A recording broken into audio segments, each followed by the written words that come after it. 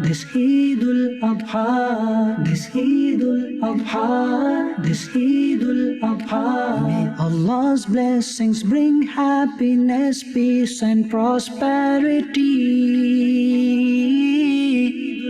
in your life. Eid Mubarak, Eid Mubarak, Eid Mubarak, Eid Mubarak. Alhamdulillahi Rabbil Alameen wa salatu wa salamu ala Sayyid al-Anbiya wal Mursaleen. Amma ba'd, fa'a'udhu billahi minash shaitanir rajeem. Bismillahir Rahmanir Rahim. As-salatu wa salamu alayka ya Rasulullah wa ala alika wa ashabika ya Habiballah. As-salatu wa salamu alayka ya Nabiyallah wa ala alika wa ashabika ya Nurullah. My dear viewers of Madani Channel, welcome to a new program, a new silsila on this very special day. It is the occasion of Eid, the Eid celebration, my dear viewers, in which we remember Hazrat Ibrahim alayhi salatu wassalam.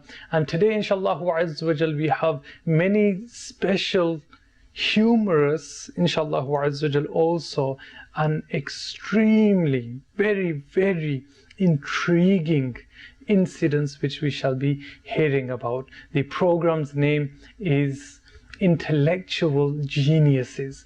Now, many of us have heard of the word genius.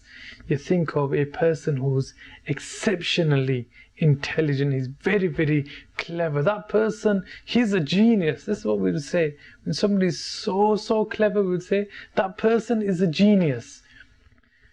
Now, my dear viewers, Alhamdulillah, the history of Islam is replete with such individuals, many individuals, and inshallah over the next couple of days we shall be hearing about the intellectual ability of many great awliya of Allah subhanahu wa ta'ala. But as usual, we begin with Rasulullah sallallahu ta'ala alayhi wa ala alihi wa sallam.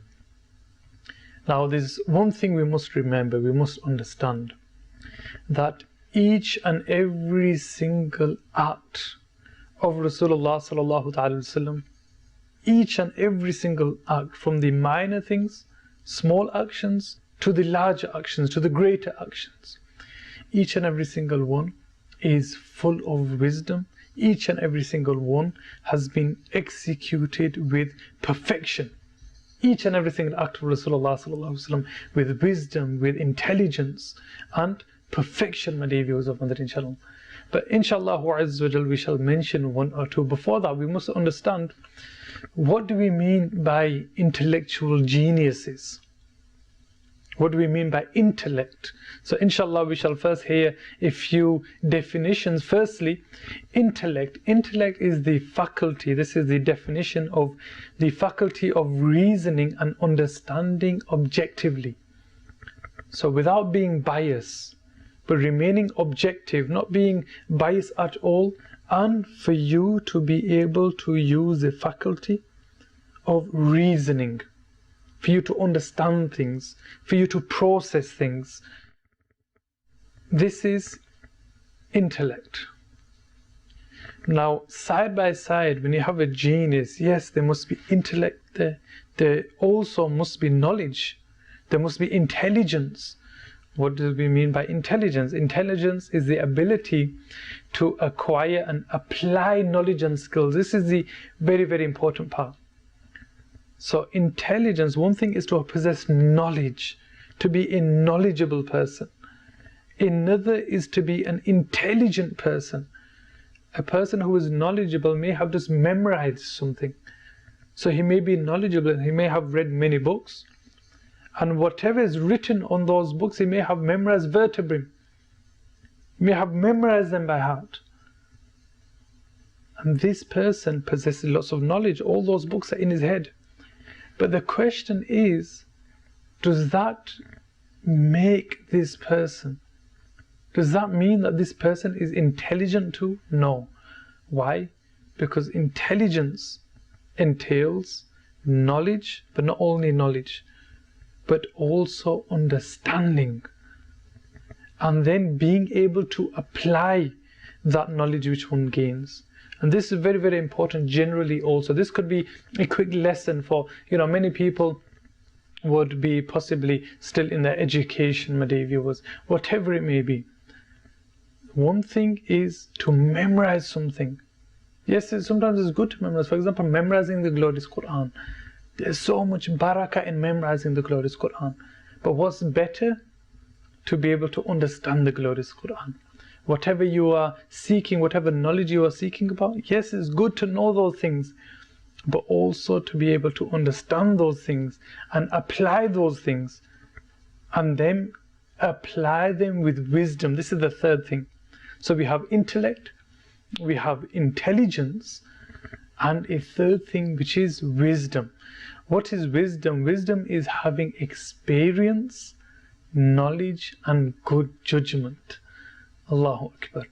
Wisdom is something, yes, which comes with experience. A person can study and study and study, but if a person has no experience, then his wisdom is limited. We cannot say he doesn't have no wisdom, but his wisdom is very, very limited. One scholar has defined wisdom as performing an act rightfully, correctly, in the best or in a correct form, at the correct time. Very, very important. What is wisdom? First, the action itself must be right. There cannot be any defect within the action itself. And not only performing the action correctly, but performing the act in the way the act should be performed. So sometimes you could think, I'm performing a good action, but you may come about it wrongly. For example, somebody may be making a mistake, and you can shout at that person and say, what are you doing? This is wrong. So my dear viewers, the action you have done to stop somebody from doing wrong, this action is good. But the method by which you have done this action was wrong. It's better sometimes not to shout at a person, especially if it's the first time you're telling somebody. You could do it in a better way.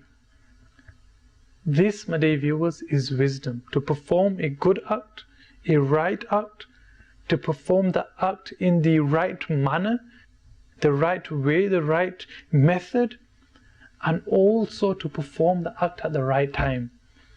For example, again, if somebody was to make a mistake, if somebody was to be reciting his salah wrong, he wasn't reciting it correctly, and there's other people around too, and you were to go and tell that person in front of everybody, oh, what have you done? You've done this wrong, or why are you doing this? And in fact, you could have even said it in the right manner. My dear respected, it could be a brother, whatever it may be. You've done such a thing, you shouldn't have done it. It would have been better if you didn't do this. This act shouldn't be done. So here you've told this person, which is a good act. Secondly, the manner you've done it in a nice and kind manner, which is the right manner. But what were you lacking? It wasn't the time. Because everybody else is with him. His friends or his family or the people he knows, they are with him. So now you've also told everybody else. So the time was not right. This, my dear viewers of Madani Channel, is wisdom. And Alhamdulillah Azza wa Jal, we shall see all of these aspects. Intelligence, intellect, with undoubtedly this is inclusive to knowledge, and also wisdom, and how we find such brilliant personalities executing these actions, whatever it may be they do, in such a brilliant and perfect way. As I mentioned, we shall be beginning with Rasulullah sallallahu ta'ala alayhi wa ala alihi wa sallam.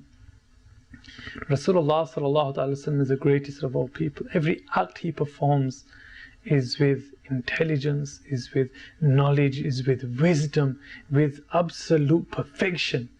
But let's just take one example from the huge seerah, from the huge biography of Rasulullah sallallahu ta'ala alayhi wa ala alihi wa sallam. And this is the incident of Hudaybiyah. And what made me choose Hudaybiyah, the incident of Hudaybiyah, was that even the people around Rasulullah sallallahu alaihi wasallam, even the companions of Rasulullah sallallahu alaihi wasallam, even they were amazed.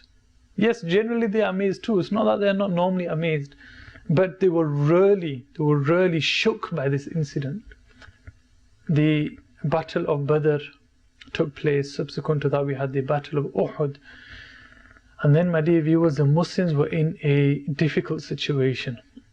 They went to perform the Umrah. They wore the Ihram and they were ready on the way to Al-Makkah Al-Mukarramah. And just outside Al-Makkah Al-Mukarramah, there is a place known as Hudaybiyah. Hudaybiyah, you can go there today also. And the Muslims, they paused there, they stopped there. The Meccans, when they understood that the Muslims are coming, remember, the Muslims at this time were in Al-Madinah Al-Munawwara. So they were coming from Al-Madinah Al-Munawwara to Makkah Al-Mukarramah, and they rested at a place known as Hudaybiyah. When the non-Muslims, the Quraysh of Makkah Al-Mukarramah, when they heard that the Muslims are coming, then they decided to have some sort of pact. Let's make some sort of agreement. Let's come to some terms. So they sent different individuals, and lastly, an individual by the name of Suhail ibn Amr, who later, he later accepted Islam. At this time, he was not a Muslim though. He came to Rasulullah sallallahu alaihi wasallam, and he came to the Muslims, and there was a treaty signed between Rasulullah sallallahu alaihi wasallam, the Muslims, and the non-Muslims of Makkah al-Mukarramah. There was a treaty, and this treaty was extremely one-sided. Really, this treaty, even if you were to hear it, you yourself will be shocked, flabbergasted, really. Some of the points of this treaty: one is that they have come to perform Umrah, they've put their Ihram on, but they will not be allowed. They'll have to come back next year. After all that traveling, they'll have to return another time. Very unfair, very sad. You know, people must be thinking, we've come all this way, just allow us. But no, you must go back. Another, that if anybody of the non-Muslims from Makkah al-Mukarramah, if any one of them was to accept Islam, then you will not allow him, he will not be allowed to remain within Al-Madinah Al-Munawwara with the Muslims. If he is to migrate to go towards the Muslims, you will not allow him to do so. Whereas, if anybody from the Muslim side comes to Makkah al-Mukarramah, then in this case, he could be taken prisoner, he could be killed or anything. If anybody was to come from Makkah al-Mukarramah, even the non-Muslims, then they would be granted sanctuary, they would be granted shade and ease in Al-Madinah Al-Munawwara, and then he shall be returned to the authorities of Makkah Al-Mukarramah. How one-sided was this pact? And this was to remain for 10 years. There was a person by the name of Abu Jandal. He was the son of Suhail ibn Amr. He had travelled from Makkah Al-Mukarramah, and whilst this treaty was taking place, he had come to Rasulullah sallallahu alaihi wasallam and had accepted Islam. And Suhail ibn Amr said that the treaty begins with him, meaning he is not allowed to remain. But they were thinking, the treaty has not even been signed yet.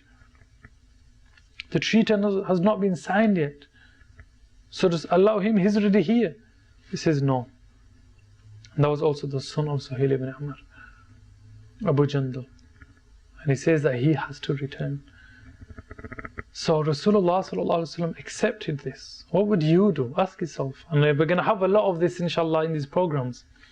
What would you do in such a situation? And inshallah, a lot of the situations will sometimes have a bit of humor in it also, inshallah azza wa jal. That humor which is permissible in the deen of Islam. Rasulullah sallallahu alaihi wasallam had accepted this treaty. And as I mentioned, the companions were amazed, they were shocked. If they were given an order, just nothing would go through their minds. They were just in their own world. You can say this is how shocked they were, the situation they were in. But, my dear viewers, the amount or the number of individuals who had accepted Islam during this stage, it completely amplified. It completely multiplied, my dear viewers. During this treaty, during this peace treaty, yes, it was later broken by the non-Muslims, but during this treaty, my dear viewers, hundreds and moving towards thousands of people had accepted Islam. And this was the wisdom of Rasulullah sallallahu alaihi wasallam. He knew that when we have peace and we can do da'wah, we can invite people. We can invite people to the religion of Islam. They will see how brilliant the religion of Islam actually is. And that clause about a Muslim, if he was to go to Al-Madinah al-Munawwara, meaning a non-Muslim who accepted Islam and then was to go to Al-Madinah al-Munawwara, he shall be returned. My dear viewers, such a person was living amongst non-Muslims. And when there's a person, or when there are people living amongst the non-Muslims, then those people can invite people towards Islam over there. So this, in actual fact, although we don't think of it, this in actual fact, this clause was beneficial for the Muslims. And nobody had understood this but the greatest of mankind, the most intelligent, the person who has so much ilm. He has ilm ghaib, he has ilm of the unseen. Rasulullah sallallahu ta'ala alayhi wa ala alihi wasallam, he understood this. Rasulullah sallallahu alayhi wasallam is undoubtedly an intellectual genius. His knowledge, his intellect, his aql, which is known as intellect, my dear viewers, his reasoning is at such a point which nobody else can match. This is why we begin with the example of Rasulullah sallallahu ta'ala alayhi wa ala alihi wasallam. Other examples, if you move from one prophet to another prophet, you can take the example of Hazrat Sulaiman alayhi salatu wasalam. Many people would be thinking, and the children maybe have not heard of Hazrat Sulaiman alayhi salatu wasalam. Hazrat Sulaiman alayhi salatu wasalam was that individual who the wind was under his control. Yes, he is that individual who had control over the wind. He is such an individual who had control over jinns. He is such an individual, my dear viewers of Madani Channel, who he controlled the jinns, he had control over the wind, and on top of all this, Allah subhanahu wa ta'ala had granted him with knowledge, with intellect, with wisdom, my dear viewers. Yes, not only the wind, but even the animals, the birds were part of the army of Hazrat Sulaiman alayhi salatu wasalam. It's said that once there were two women. These two women both had very young children, sons. One had one son each. Both of them had one son each. They both went on a journey together, and the sons they were babies. They were very, very young. Very young, my dear viewers. They were so young that you could say they were newly born children, where you can not properly, you can mistake one for the other, you can say. Where you can mistake one for the other. And upon this journey, it said that one was taken by an animal, by a wolf. And this was the child of the elderly woman, the woman who was older. So there was an older woman and a younger woman. And then the older woman, slyly, she said to the younger woman that that was your child who was taken. Rather than, you would imagine a mother generally would be saddened. Really, she would be feeling despondent, completely lost when you lose a child. But it didn't happen with this woman. So she claimed that the other child, she said, this is my son, and your son was taken away by the wolf. And they both argued. The other woman said, no, this is my son, I recognize my own child. And there was a dispute between the two. This was taken to the Prophet of Hazrat Sulaiman alayhi salatu wasalam. And Hazrat Sulaiman alayhi salatu wasalam asked regarding the incident, what has happened. They both told him that this is what has happened. Hazrat Sulaiman alayhi salatu wasalam says, so there's one child, there's one son, and two women, two mothers, or two people are claiming to be the mother of that child. So he says, what we'll do then is, let's take a knife or a sword and let's cut this child into two. Let's take a sword and let's cut this child into two. Now some of you would be wondering, wow, really? Dear viewers, what would you do? Question to you. If there were to be two women, this incident was to happen. One was claiming to be the mother, the other also claimed to be the mother of the same child. What would you do? How would you determine who the real mother is? I'll give you a second to think, my dear viewers. Or for those who can pause it, maybe able to pause it. Hazrat Sulaiman alayhi salatu wasalam, what was his judgment? What was his wisdom? What was his intelligence? He came up with an idea. What did he say? He says, let's split the child into two. Now by splitting the child into two, it is going to kill the child. And a mother cannot bear to see her own child being killed. So from those two women, the younger of the two, she said that, O Sulaiman alayhi salatu wasalam, O Sulaiman, O Prophet of Allah subhanahu wa ta'ala, do not split the child into two. Just give the child to her, it's okay. Let her have the child. Hazrat Sulaiman alayhi salatu wasalam, when he saw the situation of both of these two individuals, the elder one and the younger one, he saw that the elder one was normal. She was still calm. And the younger one looked as, she's about to have a heart attack. She would be frightened. She would be frightened. Hazrat Sulaiman alayhi salatu wasalam said, that is all I wanted to see. This child is yours. He says to the younger one, the child is yours. Why? Because Allah subhanahu wa ta'ala has placed His affection in a mother, and no real mother can see her own child being killed, being slaughtered. So undoubtedly you are the mother, and it was given to the younger of the two. This was now really, what would we do, my dear viewers? Subhanallah, these are two prophets of Allah subhanahu wa ta'ala. Both of them granted knowledge by Allah subhanahu wa ta'ala. Both of them granted intellect at its peak, wisdom at its peak. Nothing can match that of Rasulullah sallallahu alaihi wasallam, and then the rest of the prophets, my dear viewers. There's an incident, my dear viewers, inshallah, which will bring a smile to your faces, especially on this day of Eid, concerning two individuals. One was a very elderly person, the other was a normal person. For now we'll say he's a normal person. So this normal person, he came to the elderly person. He approached him and he begins to speak to him. He asks him, where is it you are from? This elderly person replies, I am from such and such place. So he's from Iraq, they are within Iraq, and he says, I am from such and such place over here, which is quite close. He says, okay, and how is it there? How are the rulers of that place?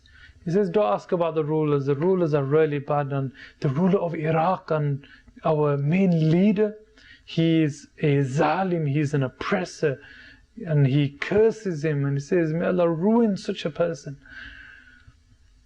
This person says, really? He says, yes.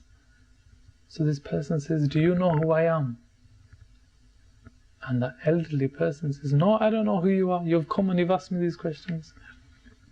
This person replies, the leader, that person who you are calling an oppressor, that person who you're saying who is doing wrong to others, the elderly man seeing this, he says, do you know who I am?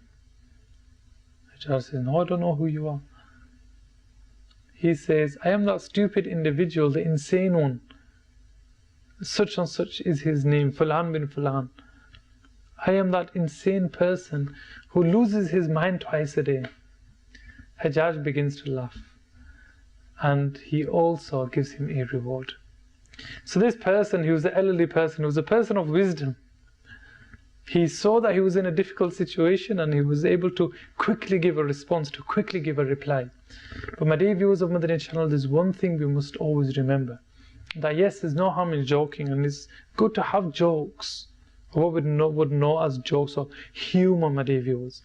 But what we must understand is that there must be truth within it.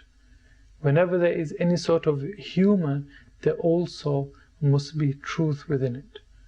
A person should not lie, even whilst joking. He said about Hazrat Sa'id ibn Musayyib radiallahu ta'ala anhu, that once he had a problem with his eye. He had a problem with his eye, and he said to the doctor, okay, don't worry, I will not touch my eye. And later the people see that there's something accumulating, there's dirt gathering up in his eye. And the people say to him, why don't you remove that dirt?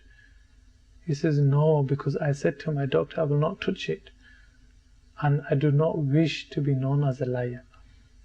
My dear viewers of Madani Channel, today's lesson is such a brilliant, such a beautiful day. Families will be coming together. Yes, many people would be seeing each other.